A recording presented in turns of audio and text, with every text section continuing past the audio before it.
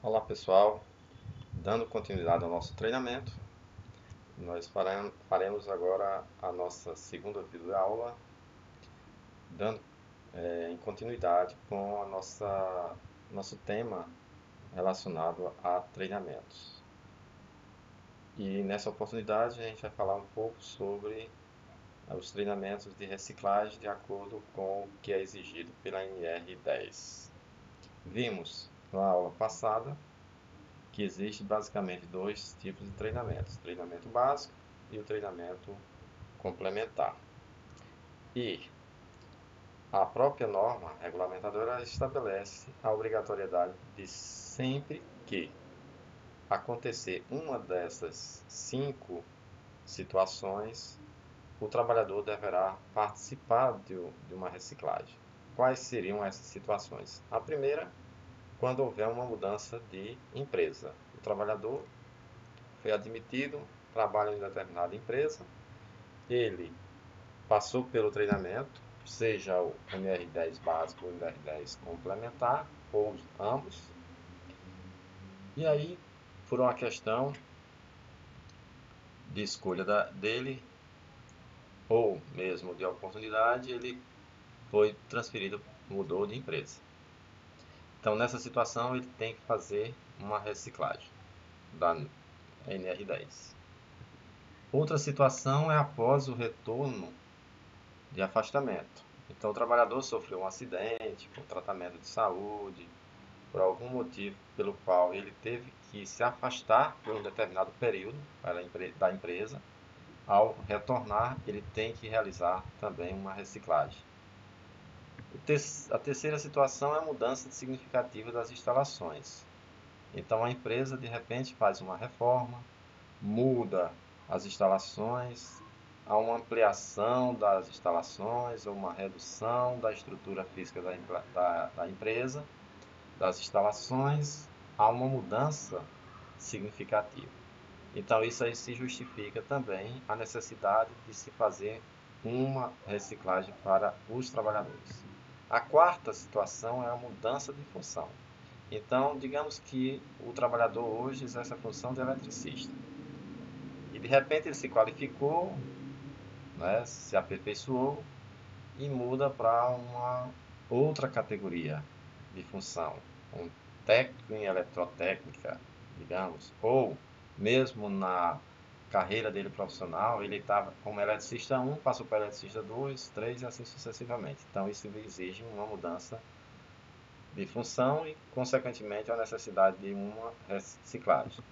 E a quinta e última situação é após os 2 anos de curso. Então, como a gente já havia falado, os treinamentos, tanto básico como a complementar, eles têm vida útil, né? Durabilidade de vigência de 2 anos. Então, após esses 2 anos. E aí a dúvida que pode surgir é: e qual seria a carga horária desse treinamento de reciclagem? E como seria esse treinamento de reciclagem? Então, cada empresa, a depender de qual a situação que exigiu, né, que se enquadra a necessidade de realizar uma reciclagem, ela vai montar o seu treinamento de reciclagem e que não necessariamente terá que cumprir rigorosamente a mesma carga horária e o mesmo conteúdo programático, seja do curso de NR10 básico ou de complementar. Então, essa carga horária de reciclagem depende muito do motivo pelo qual ele está realizando esse treinamento de reciclagem. Então, ele é comum que essa carga horária seja menor do que 40 horas. E o conteúdo programático também, por sua vez, não atender na íntegra aquele conteúdo que foi apresentado anteriormente na NR10 básica ou na complementar.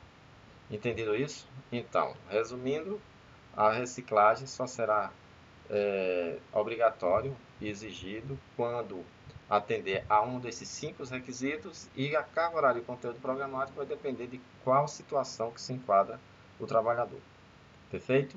Com isso, nós vamos passar agora para os conceitos, né, que envolvem a parte da NR10 do ponto de vista quais são as dimensões que a NR10 contempla? Então, ela contempla o estudo dos requisitos regulamentados obrigatórios, legais, para o cumprimento da norma regulamentadora, NR10, quais são as condições ambientais que o trabalhador está envolvido, e com essas condições ambientais, torna-se necessário fazer um mapeamento das medidas de controle e também a implementação de sistemas preventivos, basicamente para atender o objetivo principal, que é manter a saúde e segurança do trabalhador, daqueles que exercem atividades de risco de sofrerem choque elétrico, atividade de instalações elétricas, consequentemente. Ok? Então, esses são os 4 pilares que dão o norte, a orientação para que as empresas possam atuar de forma a atender à legislação e também visando, basicamente, esse objetivo principal, que é a garantia da saúde do trabalhador e segurança do trabalhador. Com isso, nós vamos agora adentrar na parte de definições básicas. Então, nessas definições básicas, a gente começa pela uma avaliação de como é que a energia chega até as nossas residências. Então, a gente passa agora a explicar para vocês alguns conceitos básicos, né, que vão ser necessários para você ter um entendimento das atividades envolvendo o sistema de energia. Então, apresento para vocês nesse slide uma figura que dá uma breve e resumida informação sobre como é que se dá o processo de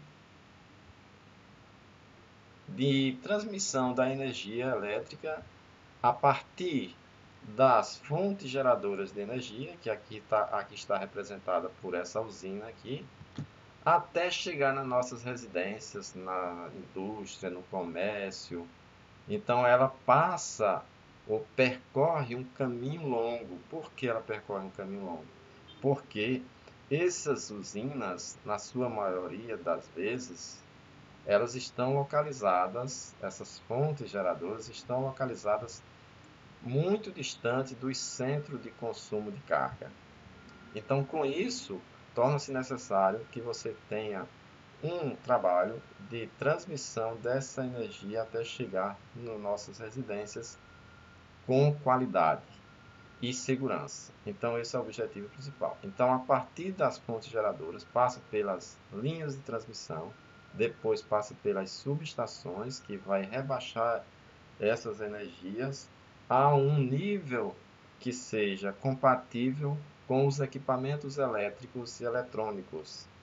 Aí eu dou um exemplo disso, é o seguinte: os nossos equipamentos elétricos e eletrônicos estão instalados em nossas residências, como geladeiras, rádios, televisão, ar-condicionados, chuveiros, lâmpadas, tudo, tem um nível de tensão muito baixo para fazer a operação dele, ele entrar em operação, para eles serem ligados. Só que essa energia que é necessário para ligar esses equipamentos não é o mesmo nível de energia que, por exemplo, a usina gera a energia, certo? Então, o nível de energia gerada é maior do que o nível de energia que é consumido por nós, que é necessário para ligar os equipamentos, os eletrodomésticos, as máquinas. Então, torna-se necessário também passar por etapa de transformação. E a usina gera no nível de tensão a energia, depois tem que elevar esse nível de tensão para poder possibilitar a transmissão em longas distâncias até chegar nos nossos centros. Um exemplo que eu dou sempre é, aqui na região Nordeste, nas regiões, os estados que compõem a região Nordeste, os 9 estados, ele praticamente não tem muitas usinas instaladas nessa região. As maiores usinas e a quantidade de usinas instaladas que geram energia em maior capacidade estão instaladas na região do Vale do Rio São Francisco. Compreende ali praticamente a Bahia, Pernambuco, Alagoas, né? Então você vê, para transmitir energia dessas usinas, Paulo Afonso I, Paulo Afonso II, Xingó, Sobradinho, estão numa distância média aí de 500 quilômetros do, em média, né, dos grandes centros urbanos aqui do Nordeste. Então é uma longa distância. Nesse sentido, torna-se necessário passar por todo esse caminho até chegar na nossa residência. Entendido isso? Então, a próxima aula a gente dá continuidade. Obrigado a todos. Até a próxima.